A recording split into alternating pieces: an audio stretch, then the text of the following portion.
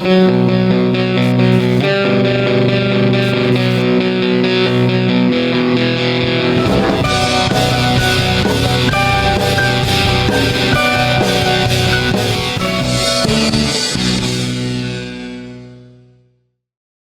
segundos.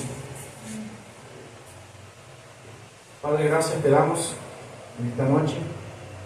Queremos que seas tú hablándonos.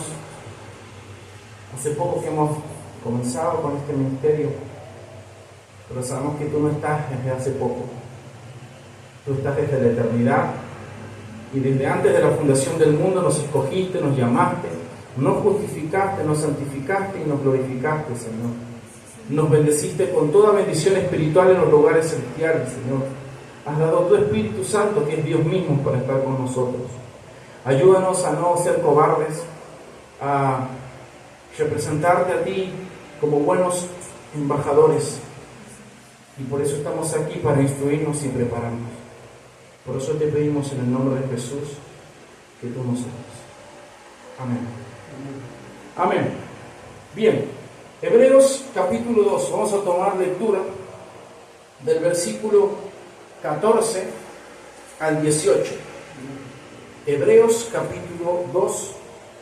Nos quedamos ahí. El domingo pasado tuvimos un especial conmemorando la Reforma Protestante, dado que somos una iglesia reformada. Bien, venimos hablando acerca de eso durante mucho tiempo. Ok, vamos a Hebreos capítulo 2, verso 14. Sin duda alguna, estos versículos que ustedes van a leer, esperen esta noche, Dios mediante y el Espíritu Santo, poder explicarlos y ser fieles. Porque sin duda alguna, yo sé que ustedes van a encontrar consuelo en lo que dice ahí. Y dice así: así que, por cuanto los hijos participan de carne y sangre, también Jesús participó de lo mismo, para anular mediante la muerte el poder de aquel que tenía el poder de la muerte, es decir, el diablo, y librar a los que por temor a la muerte estaban sujetos a esclavitud durante toda la vida, porque ciertamente no ayuda a los ángeles, sino que ayuda a la descendencia de Abraham. Por tanto, tenía que ser hecho semejante a sus hermanos en todo, a fin de que llegara a ser un sumo sacerdote misericordioso y fiel en las cosas que a Dios atañen, para hacer propiciación por los pecados del pueblo, pues por cuanto él mismo fue tentado en el sufrimiento, es poderoso para socorrer a los que son tentados. Amén. He titulado a este mensaje que voy a dar esta noche de la siguiente manera: Jesús libra a su pueblo de sus enemigos. Repito, el título de este sermón es el siguiente: Jesús libra a su pueblo de sus enemigos. Y entre paréntesis yo colocaba lo siguiente mientras leía todos estos versículos. ¿Quiénes son esos enemigos? De acuerdo a lo que acabamos de leer y lo que acaba de exponer en el contexto inmediato el autor de Hebreos, ahí se nos dice que nuestros enemigos, ¿quiénes son? La muerte y Satanás, o como la serpiente antigua que dice Juan en el libro de Apocalipsis. Pongan los ojos en el versículo 14. Ya voy a dar el primer punto de este sermón, pero leámoslo todos juntos y detenidamente al versículo que quiere introducir este sermón, llamado Jesús libra a su pueblo de sus enemigos. Ya el autor de Hebreos ha dicho que Jesús no ha librado a todo el mundo. ¿Se acuerdan el versículo 11? Leamos el versículo 11. El versículo 11 dice: por tanto, el que santifica, como los que son santificados, son todos de un Padre, por lo cual Él no se avergüenza de llamarlos hermanos. Y el 10, uno más atrás, el versículo 10: porque convenía que aquel para quien son todas las cosas y por quien son todas las cosas, llevando muchos hijos a la gloria, hiciera perfecto por medio de los padecimientos al autor de la salvación de ellos. La palabra clave era ¿quién? Llevando muchos hijos a la gloria. Por eso el título dice del sermón es Jesús libra a todo el mundo. Jesús libra y muere por todos. Jesús lleva a la gloria a ¿quién? A sus hijos. Aquellos que, como cantamos al principio, en Jesús me esconderé. Ustedes no hace falta que yo lo diga, pero quiero que piensen. ¿En qué se esconden las personas? ¿Se esconden en un buen seguro de vida? ¿Se esconden en qué? Hablando espiritualmente. Se esconden a través del conocimiento. Algunos apelan al conocimiento, como los griegos. Los griegos antiguos estudiaban y decían que a través del saber se iban a elevar, ¿no? ¿Y qué iba a pasar con ellos? Iban a alcanzar una vida superior cuando muriesen. Mucha gente se esconde en qué otras cosas más. Dijimos en el dinero, otros en los placeres de esta vida.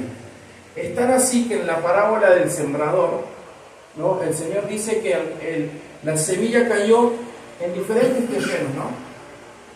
Vayamos a Mateo capítulo 3. Esto solamente es una introducción. Pero esta introducción va a ser muy importante para fundamentar lo que quiero decir.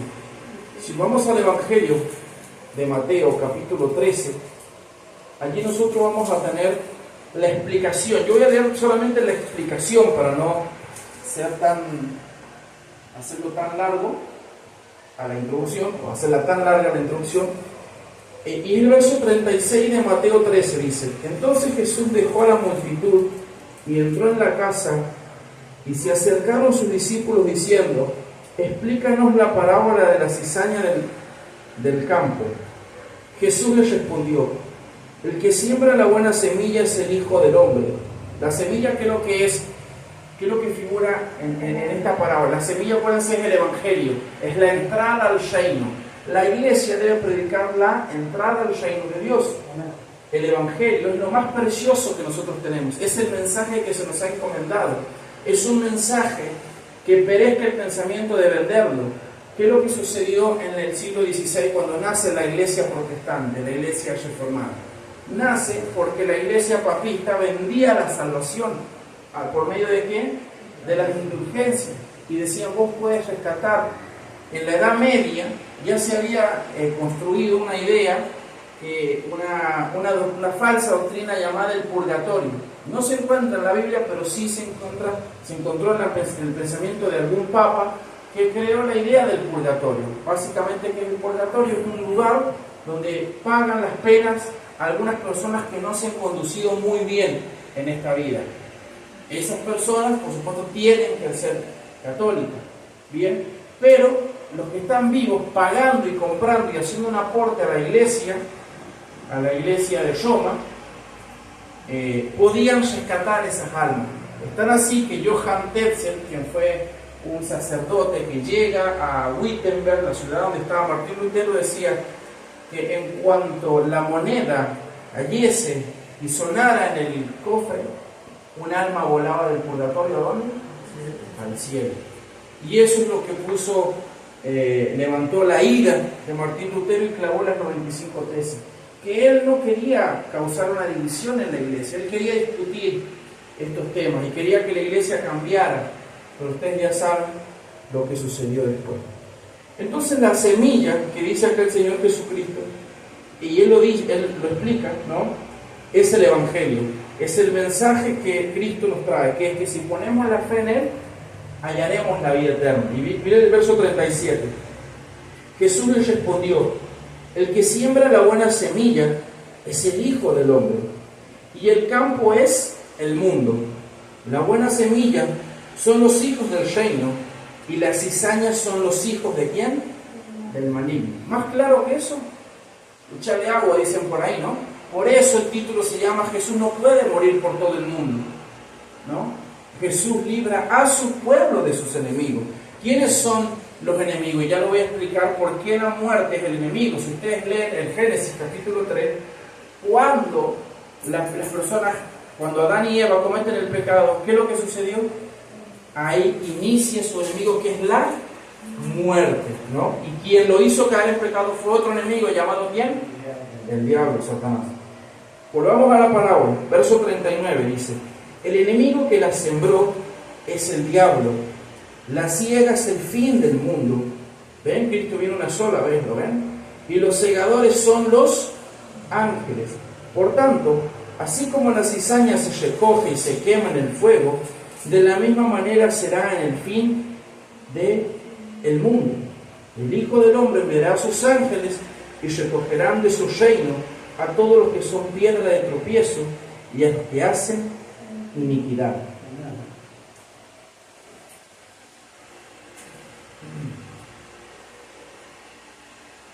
Bien.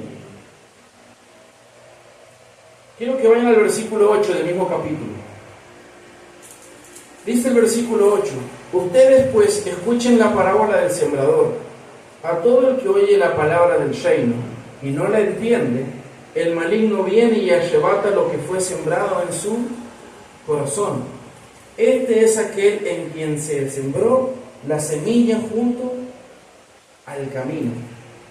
Noten que el Evangelio, mis hermanos, el Evangelio de Cristo llega al corazón de las personas en un sentido, ¿no? El corazón en el lenguaje hebreo, obviamente que inclusive nosotros usamos para decir yo te amo y hacemos ¿qué? Un corazón, pero en realidad el corazón es un órgano. Lo que funciona, ¿qué es lo que es? Es la mente. Por eso el corazón para la Biblia es el asiento de nuestros pensamientos, que sería la mente.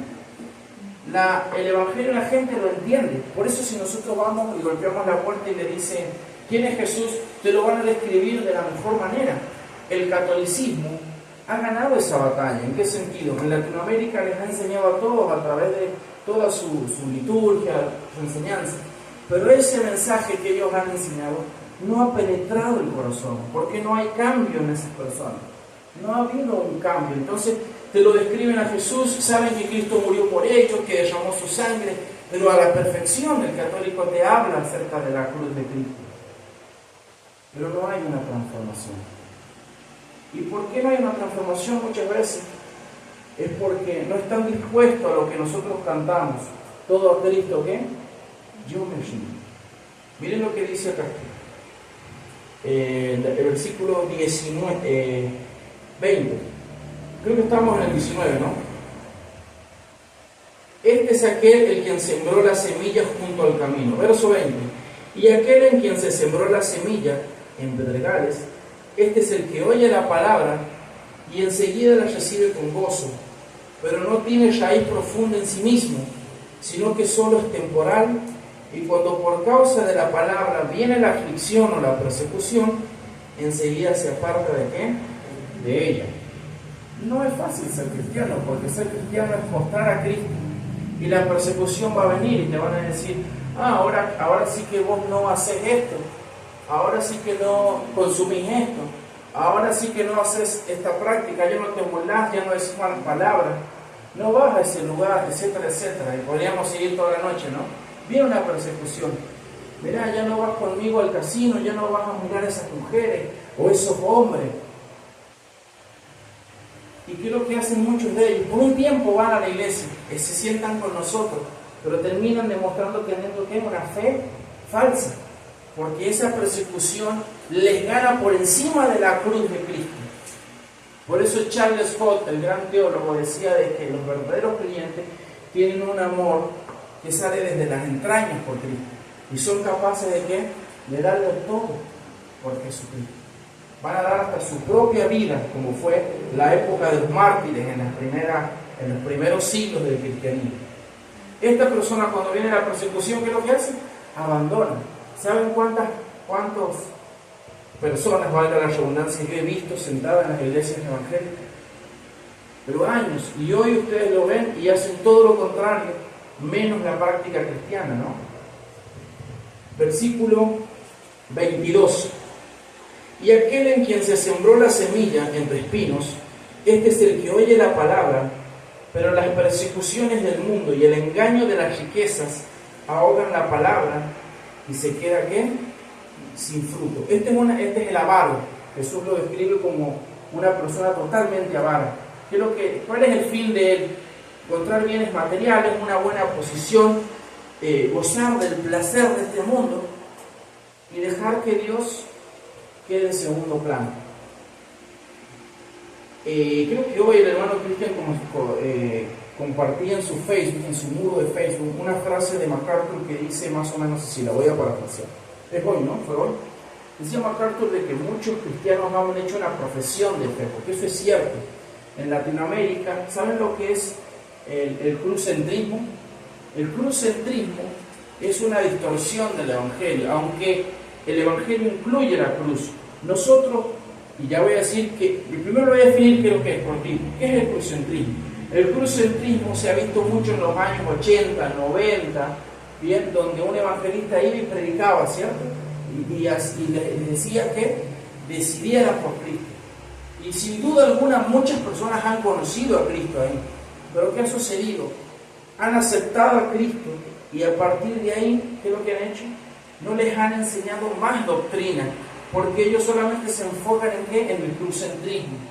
De manera que esos cristianos, algunos no han podido crecer y otros se han convertido en cristianos falsos, que han hecho una profesión, se han engañado, creen que Cristo está de su lado, pero como dice MacArthur, al final del túnel, cuando se termine su vida, se van a dar cuenta que no han estado nunca en el camino de Dios.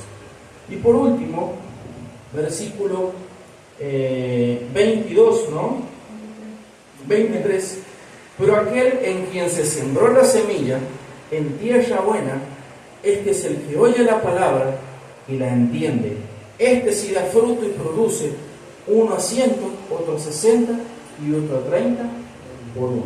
Mis hermanos, quiero que vuelvan ahora al libro de Hebreos, capítulo 2, y que uno de ustedes, con voz de arcángel, me lea el capítulo 14. Adelante.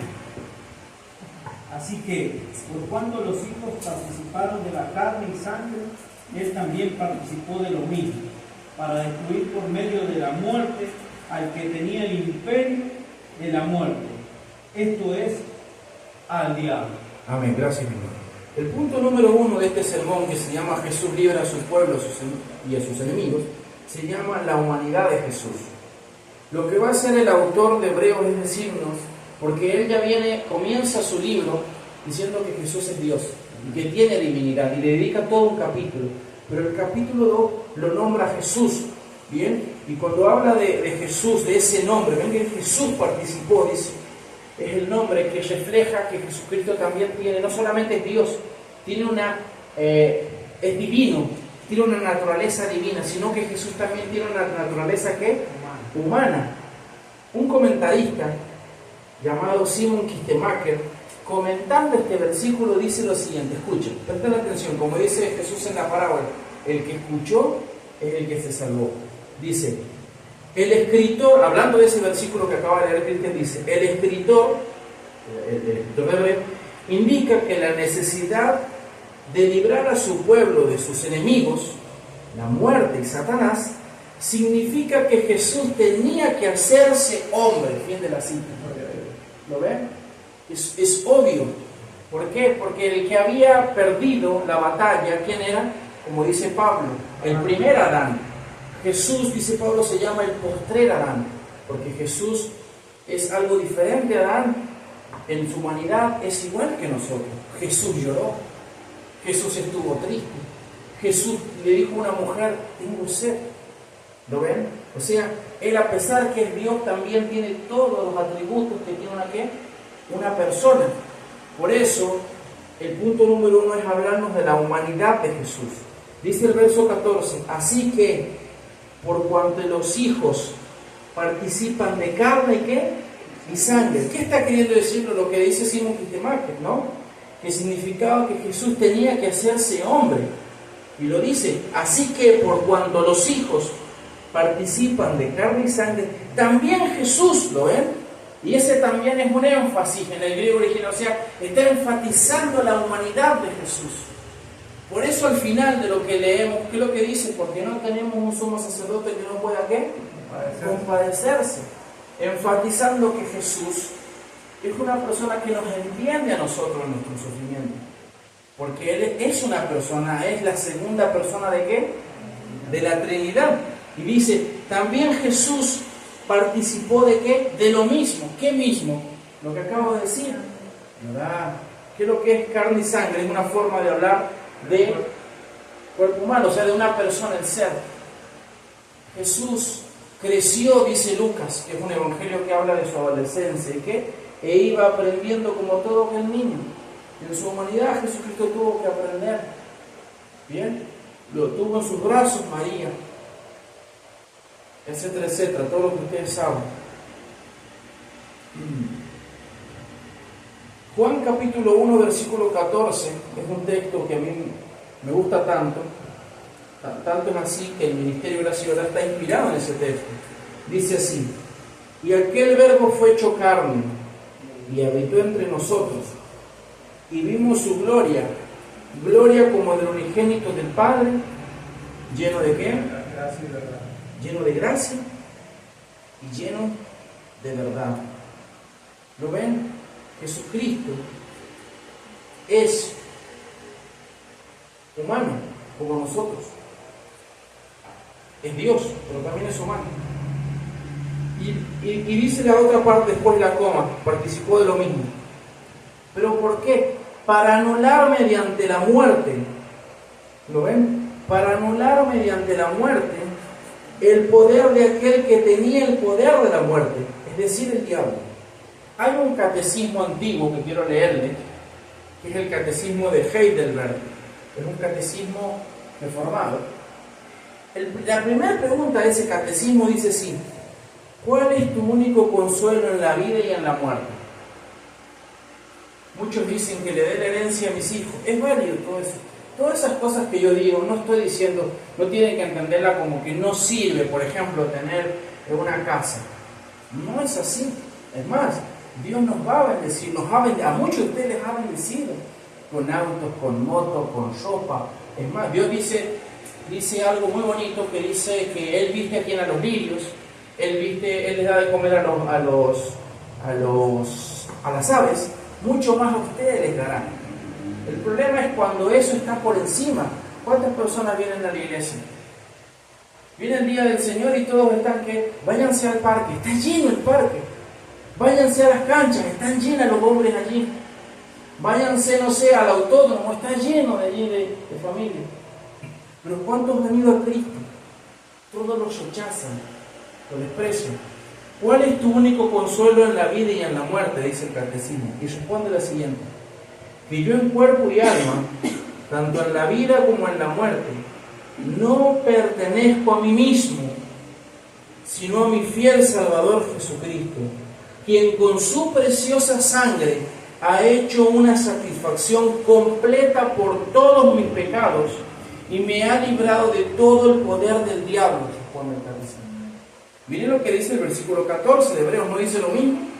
Para anular mediante la muerte el poder de ¿quién? De aquel que tenía el poder de la muerte. Es decir, ¿quién? El diablo. Juan 8:44, ¿qué dice acerca del diablo? El Evangelio de Juan, capítulo 8, versículo 44. Si alguien lo encontró, lo puede leer. Juan. Ustedes son de su padre, el diablo, cuyos deseos quieren cumplir. Desde el principio, este ha sido un asesino y no se mantiene en la verdad, porque no hay verdad en él. Cuando miente, expresa su propia naturaleza, porque es un mentiroso. Es el padre de la mentira. ¿Ven?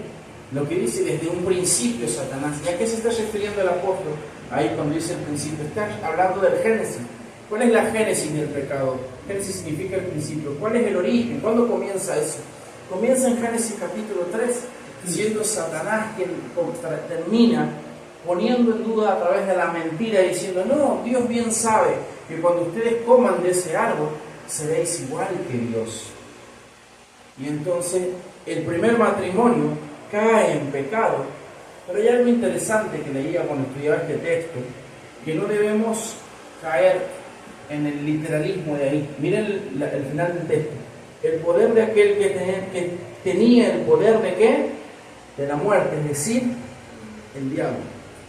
Es cierto de que el diablo tenía el poder de la muerte, pero ¿en qué sentido?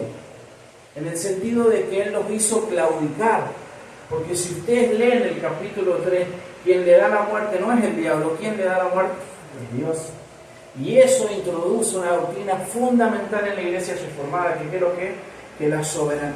¿Vieron el mensaje que mandé del libro Albedrío? No sé si lo leyeron. Los que están en contra de la soberanía de Dios, nunca el diablo es más poderoso que quién, que Dios. Juan Calvino decía de que el diablo creo que es el pecho de Dios. Y el diablo, para que le toque, tiene que pasar por quién, por el Señor. De manera que nosotros, por eso es que no podemos perder la salvación. El diablo no es superior a quién, a Dios, porque ahí mismo el mismo versículo dice que Jesús ya lo derrotó y ya le quitó ese poder que tenía. Ya ni siquiera lo tiene. Se lo quitó. Primera de Juan, capítulo 3, versículo 8. Ya voy terminando con ese. Vamos a ver cómo Jesús derrotó a Satanás usando el arma de la muerte. Porque así como el pecado trae muerte, Cristo ¿cómo lo derrota? Con la misma arma que el diablo introdujo, con el que Dios, mejor dicho, le dio o condenó al hombre, que fue la muerte. Pero primera de Juan, antes de Apocalipsis, primera de Juan, capítulo 3, nos dice algo que no podemos pasar por alto. Primera de Juan, capítulo 3, versículo 8, dice lo siguiente, escuchen mis hermanos. El que practica el pecado es del diablo. No dice el que comete pecado, ¿por qué? Porque es lógico que todos nosotros que pecamos y le fallamos a Dios. Esa es una de las razones por las que todos los días confesamos nuestros pecados. Padre nuestro que estás en el cielo, santificado sea tu nombre. Perdona nuestros pecados, perdona nuestras ofensas, algunas expresiones dicen, ¿no? Como también nosotros perdonamos a los que nos ofenden. Nos obliga a perdonar también al prójimo ese pecado, ¿no?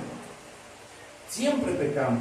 El problema está en la palabra practicar. Ese es el punto.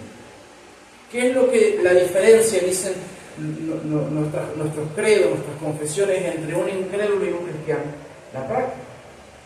El cristiano es una persona que practica la oración, que practica la lectura, que se congrega, que vive en comunidad y que es obediente a Cristo. ¿Para qué? Para exaltarlo a Él, para glorificarlo a Él. Porque la glorificación viene producto de ¿qué? Del Espíritu Santo. A veces algunos hermanos me dicen, Franco, los que no creen en la Trinidad pueden ser cristianos, y obviamente que no. ¿Por qué? Porque el Espíritu Santo es el que te hace reconocer que el mismo Espíritu Santo es Dios. Los unicitarios niegan eso. ¿Y por qué no llegan a esas conclusiones? Porque si no tienen el Espíritu Santo, dice Cristo cuando Él se va, hablando del Espíritu Santo, dice, pero yo me voy y les dejaré un consolador, y Él que hará, Él me glorificará. ¿Sabían ustedes que nosotros podemos adorar al Espíritu Santo porque es Dios? Podemos pedirle al Espíritu Santo, no está mal. Sin embargo, la forma que más se repite y en la economía de la Trinidad, digamos, en el trabajo que tiene que hacer el Espíritu Santo, ¿qué es lo que hace? El Espíritu Santo no se glorifica, aunque puede recibir gloria, aunque debe recibir gloria porque es Dios, no es menos Dios. Sin embargo, en ese trabajo que Él hace, ¿qué es lo que hace? Es glorificar a Cristo, porque Cristo ha hecho una obra que es la muerte. Por eso les decía que Jesús derrotó a Satanás, como dice un teólogo, usando el arma de la muerte. Primera de Juan, capítulo 3, verso 8, dice, el que practica el pecado es ¿quién? Es del diablo, porque el diablo ha pecado desde el principio. El Hijo de Dios, o sea Jesús, se manifestó con este propósito, para destruir las obras del diablo. Por eso Hebreos dice que para anular mediante la muerte el poder de aquel que tenía el poder de ¿quién? De la muerte, es decir, el diablo. Y por último quiero que leamos Romanos capítulo 8, versículo 15, para ver que la humanidad de Jesús era fundamental que Cristo que se humanara, y el Verbo se hizo carne y habitó entre nosotros. Romanos capítulo 8, versículo 15. Romanos capítulo 8. Amén. Romanos capítulo 8, versículo 15 dice: pues ustedes no han recibido un espíritu de esclavitud para volver otra vez al temor, sino que han recibido un espíritu de adopción como hijos, por el cual clamamos que Abba Padre. Si leen el versículo 15 del capítulo de Hebreos, eso déjenlo allí, no lo cierren, pero si van a Hebreos capítulo 2, el versículo 15, dice: y librar a los que por el temor a qué, a la muerte, estaban sujetos a esclavitud, durante qué, toda la vida. Y ahora en Romanos 15, la concordancia dice lo siguiente: pues ustedes no han recibido un espíritu de esclavitud. Los que no tienen el Espíritu Santo pueden mirar más allá de la muerte. Seguramente lo hacen, porque hay gente que cree en la reencarnación, por ejemplo, y son millones de personas. Las religiones budistas y hinduistas son, pero millones. No 10 personas, son millones. Los musulmanes, algunas corrientes musulmanas, creen, como aquellas personas muy fundamentalistas que, no sé, por ejemplo, los que destruyeron las Torres Gemelas, creen que después de haberse inmolado, Alá los estará esperando ¿con cuánto? Con 70 mujeres, por ejemplo. Otros acuden a cosas horribles y se arrancan la vida creyendo que después de esta vida, ¿qué? No hay otra. Pero nosotros, dice el texto, pues ustedes, dice Pablo, no han recibido un espíritu de esclavitud para volver otra vez al temor, sino que han recibido un espíritu de ¿qué? De adopción como hijos, por el cual clamamos Abba Padre. No hay un hijo de Dios que no esté seguro que él pertenece al cuerpo de Cristo. Él sabe, dentro suyo el Espíritu Santo le confirma que él es ¿qué? Un hijo de Dios, e intercede por ellos. Por eso volvamos a Hebreos capítulo 2, el verso 15, estoy comentando, dice así: y librar a los que por el temor a la muerte estaban sujetos ¿a qué? Servidumbre. A esclavitud, servidumbre, dice la Reina Valera. La NBLA dice esclavitud. Por eso no hay un libre albedrío, porque son esclavos de ¿quién? Del miedo, del temor, del pecado. Durante toda la vida, dice así la Reina Valera, durante toda la vida. Un verso más para ese texto, Apocalipsis 1:18, y ese yo no lo voy a leer, quiero que lo lean ustedes. Apocalipsis capítulo 1, verso 18.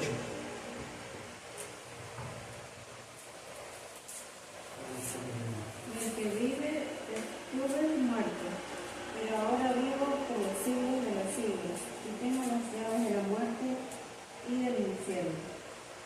Amén. ¿Cómo lo presenta Juan? Como aquel que murió por nuestros pecados y derrotó ¿a quién?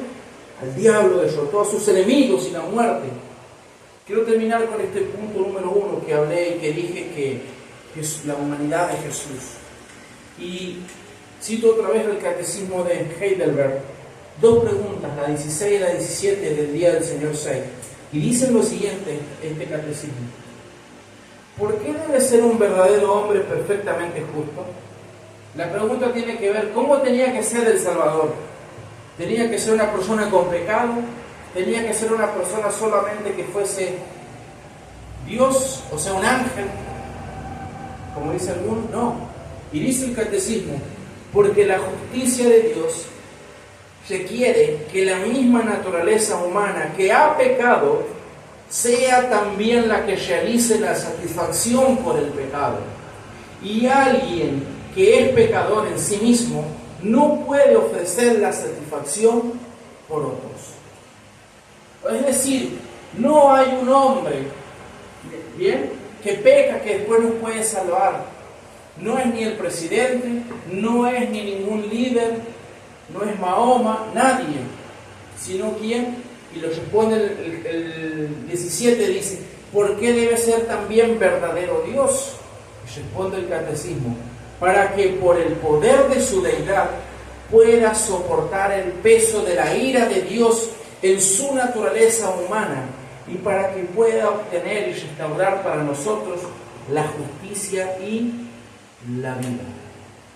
Mis hermanos, lo que nos está enseñando el autor de Hebreos allí es que Jesucristo, nuestro gran y Salvador Jesucristo, murió y venció a sus enemigos. Y Él tenía una humanidad como nosotros también. Ahora quiero que vamos al verso 16 y el punto número 2 lo he titulado que Jesús no redime a los ángeles, sino a la descendencia de ¿quién? De Abraham. Y el verso 16 dice lo siguiente: porque ciertamente no ayuda a los ángeles, sino que ayuda a ¿quién? A la descendencia de Abraham. Dice un comentarista llamado Montefiore, comentando ese texto que ustedes acaban de leer, lo siguiente: si Jesús hubiese sido un ángel, ¿quién dice eso? Que Jesús es un ángel. Esta mañana nosotros, cuando estábamos saliendo, nosotros vivimos en un lugar donde antes ha sido un templo de los testigos de Jehová, y cuando vamos a salir estaba lleno, pero lleno de testigos de Jehová. Eran, no sé, como 50 por lo menos, o quizás más, 100 personas.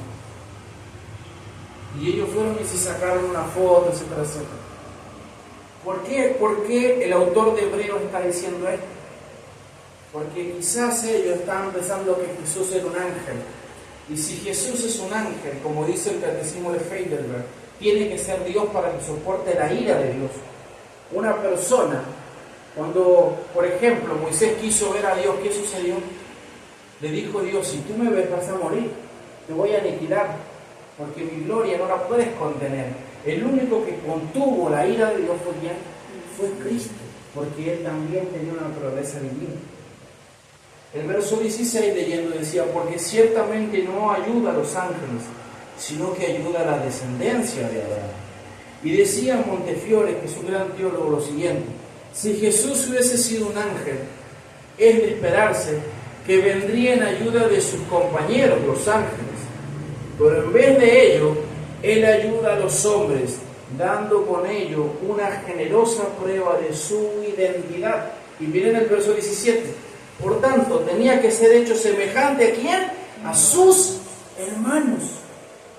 Por eso es que Jesús se despojó de todo y vino y se humanó y nació en el vientre de la Virgen María, con ese propósito de poder redimirnos a nosotros. Porque Adán, quien es la cabeza federal del mundo, ¿saben qué significa eso? Todos descendemos de ¿quién? De Adán, y heredamos el juicio de Adán. ¿Quién le da la muerte? No es el diablo. Lo que ese texto significa, obviamente, que Dios no lo llevó a pecar. Dios nunca hace que el ser humano peque. Él es ajeno de ese mal, ¿no? Pero sí, en ese sentido, el Satanás, ¿qué es lo que hizo? Los hizo pecar.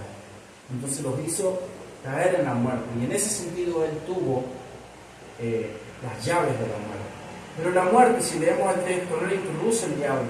Es el castigo que Dios le da por el pecado.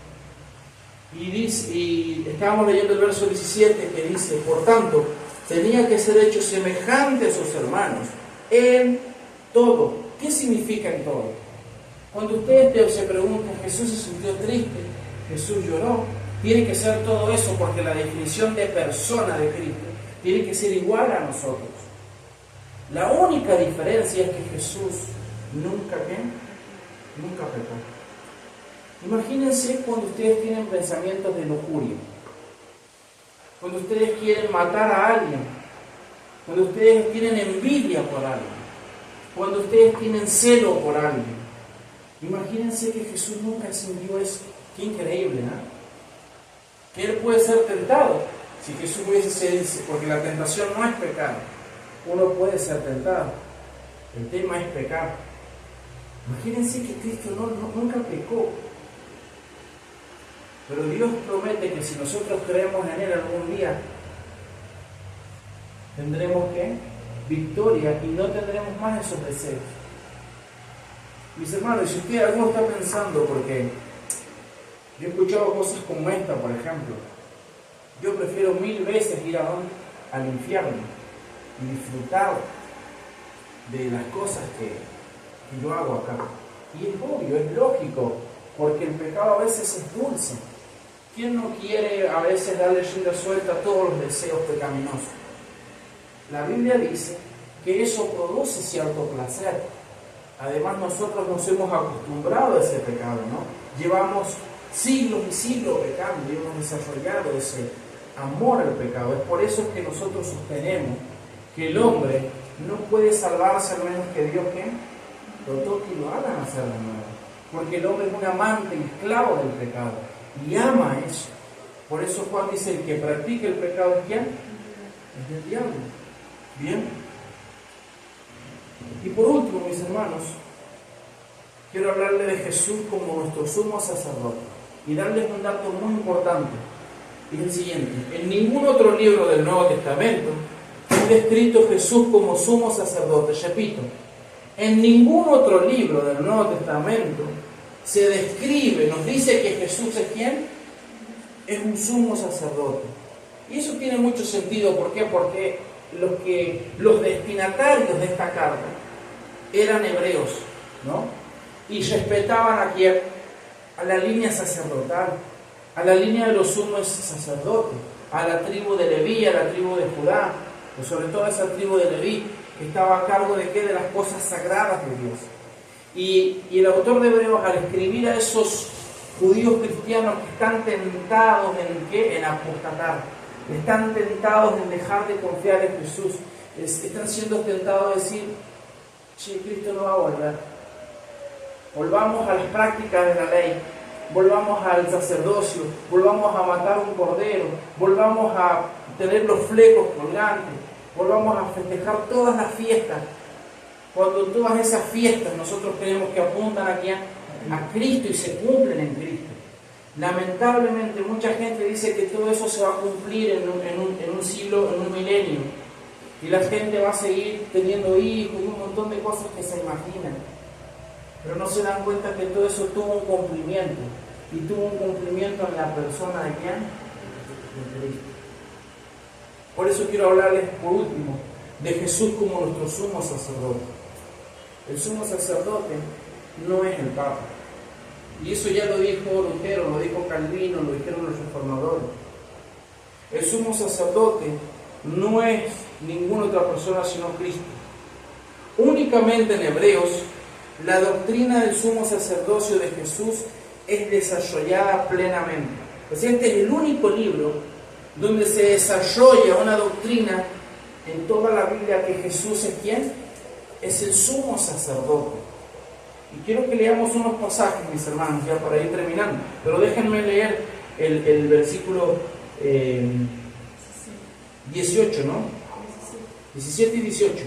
Por tanto, tenía que ser hecho semejante a sus hermanos en todo, a fin que a Dios atañe, para hacer propiciación por los pecados del pueblo. Miren lo que dice ese texto, hermano. ¿Quién era el que presentaba una vez al año ese cordero y entraba a ese lugar santísimo en el antiguo pacto? Era el sacerdote. ¿Y quién está diciendo el autor de Hebreos que es esa persona? El verso 18 va a decir que es Cristo. Mire, pues por cuanto Él mismo fue tentado en el sufrimiento, es poderoso para socorrer ¿a quién? A los que son tentados. Versículo 1 del capítulo 3. Por tanto, hermanos santos, participantes del llamamiento celestial, consideren a Jesús, ¿el quién? El apóstol y sumo sacerdote de nuestra fe. La Reina Valera dice apóstol. ¿Ven? Jesús es más que Guillermo Maldonado, mis hermanos. Hace tiempo, la semana pasada, me golpearon la puerta los mormones y ellos me dijeron que ellos tienen apóstoles y que el apóstol de Estados Unidos los había enviado a ellos por medio de una visión. Y cuando me dijo eso, obviamente le dije: mira, eso que tú estás diciendo es malinterpretar la Biblia. Y bueno, no quiero detenerme ahí, pero él interpretó que así como los sacerdotes tenían ese don todavía de enviar, eso siguen sosteniendo esas creencias. Eso se ha cumplido ¿en quién? En Cristo. Cristo es el apóstol y sumo sacerdote. El mismo capítulo 3, del versículo 14 al 16, ¿qué es lo que dice? Porque somos hechos partícipes de Cristo, si es que tenemos firme hasta el fin el principio de nuestra ¿qué? Seguridad, por lo cual se dice, versículo 15, si ustedes oyen hoy su voz, no endurezcan su corazón como en la provocación, porque ¿quién habiendo oído lo provocaron? ¿Acaso no fueron todos los que salieron de Egipto guiados por Moisés? ¿No? ¿Quién era Moisés? El sacerdote. Y leamos el capítulo 5 del mismo libro, del versículo 1. Algunos versículos vamos a leer ahí, hasta el versículo 10.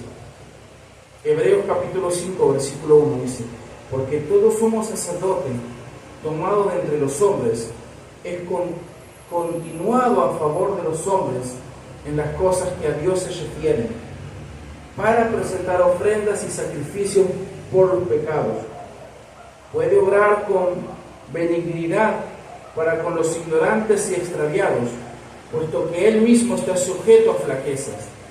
Por esa causa está obligado a ofrecer sacrificios por los pecados, tanto por sí mismo como por el pueblo. Nadie toma a este hombre para sí mismo, sino que lo recibe cuando es llamado por Dios. Así como lo fue Aarón, de la misma manera, Cristo no se glorificó a Él mismo para hacerse sumo sacerdote, sino que lo glorificó el que le dijo: Hijo mío eres tú, yo te he engendrado hoy. Como también dice en otro pasaje: tú eres sacerdote para siempre, según el orden de ¿quién? De Melquisedec. Y leamos el versículo 8. Aunque era hijo, aprendió obediencia por lo que padeció, y habiendo sido hecho perfecto, vino a ser fuente de eterna salvación para todos los que le obedecen, siendo constituido por Dios como sumo sacerdote según el orden de Melquisedec.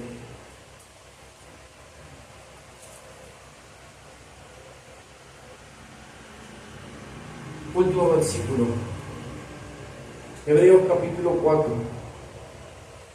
versículo 14 dice: teniendo pues un gran sumo sacerdote que trascendió los cielos, Jesús, el Hijo de Dios, retengamos ¿qué? Nuestra fe.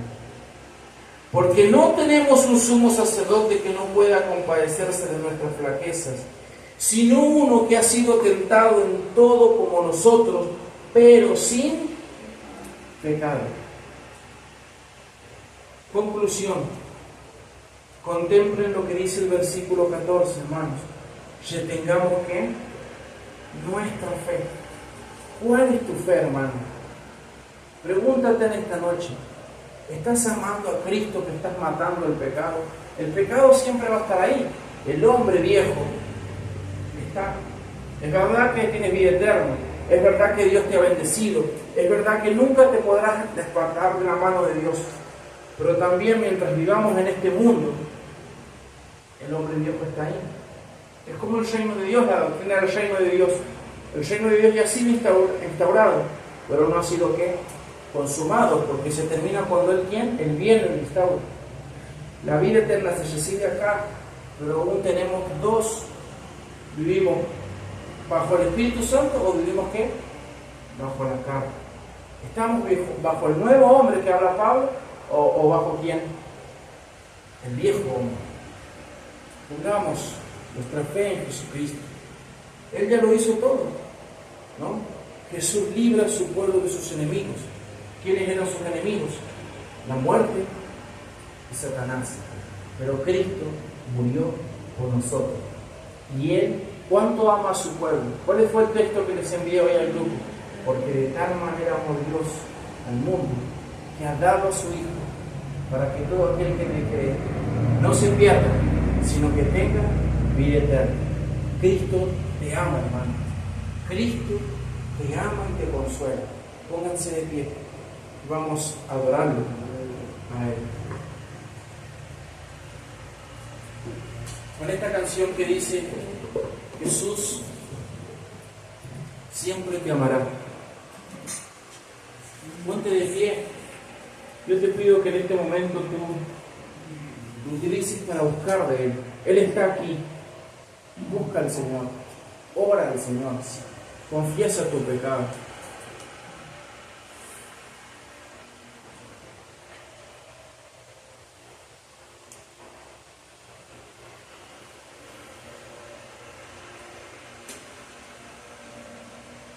Padre Santo, en estos minutos que tenemos de oración, de cántico, Señor, queremos aprovecharlo, Señor, para que tú hables en nuestras vidas. Queremos aprovecharlo, Señor, para quitar, Señor, eso que nos estorba, para retener la fe. Como decía el autor de Hebreos, si es que permanecemos en la fe en Él, alcanzaremos esa vida eterna. Si permanecemos es porque hemos nacido de nuevo, Señor. Porque si aún no hemos nacido de nuevo, Señor, cambia nuestro duro corazón, Señor, y pon un corazón, como dice el profeta Ezequiel, un corazón de carne.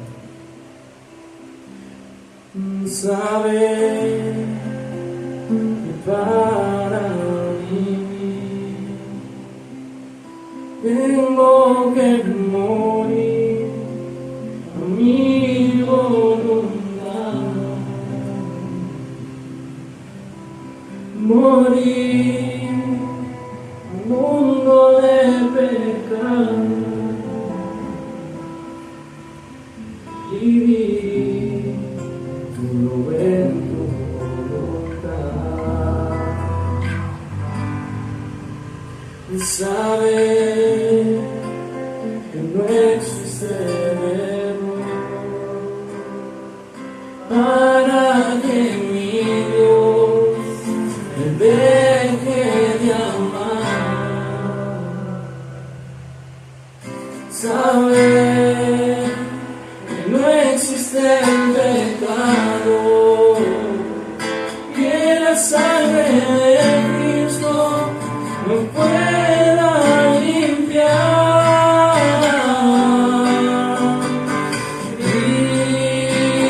Cristo,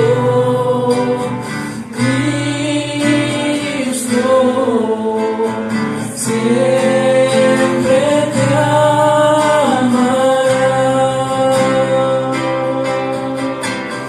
Cristo,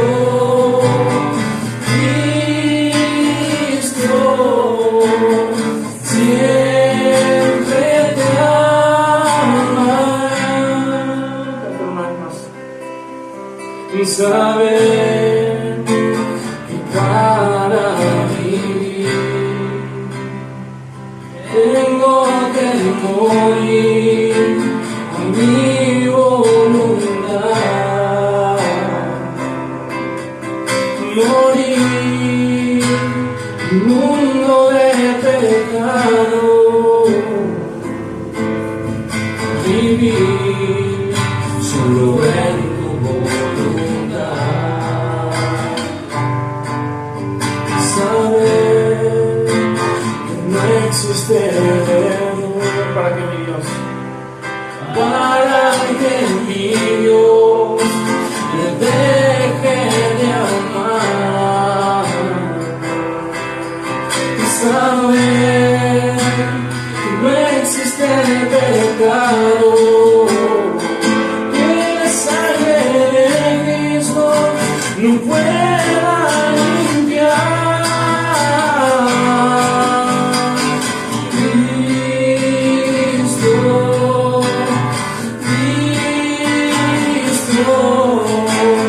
Siempre te amará.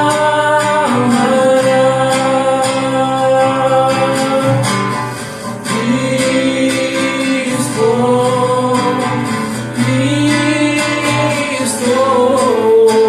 siempre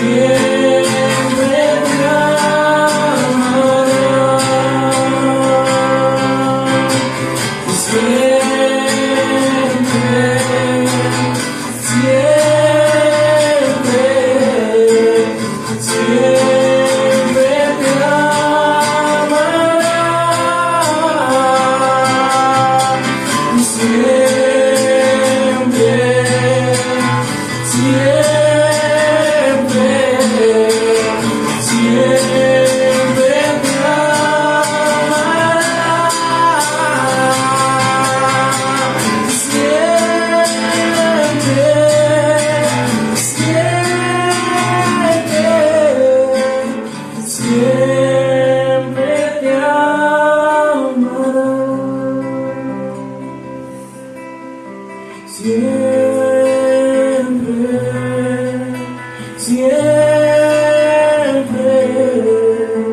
siempre te amará,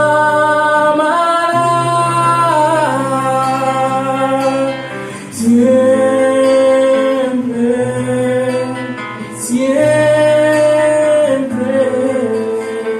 siempre te amará,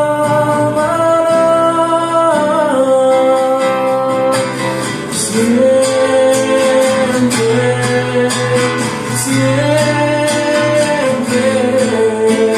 siempre te amará,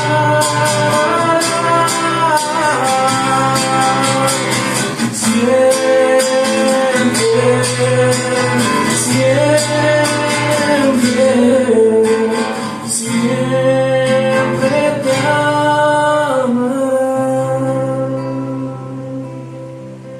¿Saben qué, mis hermanos? Jesucristo es el único que no nos juzga. Jesucristo es quien pagó por nuestros pecados. Jesucristo es quien nos da ánimos. Jesucristo es ese sumo sacerdote, como decía el autor de Hebreos, que puede compadecerse porque Él pasó, sufrió, lloró, murió, cosa que nosotros todavía no experimentamos la muerte. Y Él resucitó el tercer día. Y por eso los domingos nos juntamos como iglesia, para recordar que Jesús venció a nuestros enemigos. La muerte y Satanás los aplastó. Canta conmigo una vez más. Cristo, Cristo, siempre te ama, siempre.